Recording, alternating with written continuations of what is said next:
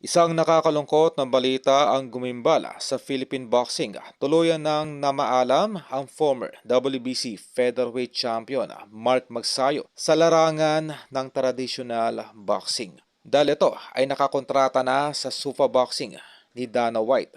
Sa gitna ng mga pagbabagong ito, opisyal nang tinapos ng dating WBC World Featherweight Champion ang kanyang kabanata sa traditional na boxing upang lumipat sa bagong lona ng SUFA.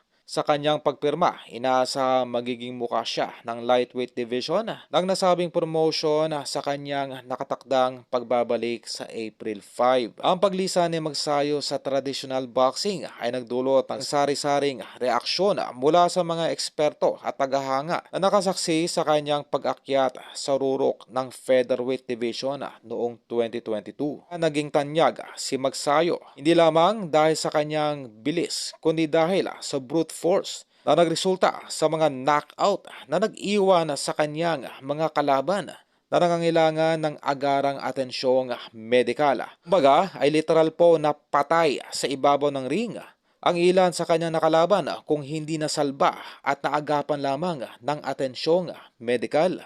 Bagamat tuluyan na nitong nilisan ng four major sanctioning bodies, ang WBA, WBO, IBF at WBA, ito naman ay magkakaroon ng oportunidad na malagay sa history bilang kauna-unahang boxer na magkampiyon sa ilalim ng SUFA Boxing at magkamit ng pinakabagong SUFA belt. Subalit kakibat ito ang matinding banta na posibleng maging gatekeeper na lamang itong si Magsayo. Sa oras na ito ay matalo sa mga bagong fighter ni Dana White sa naturang torneo.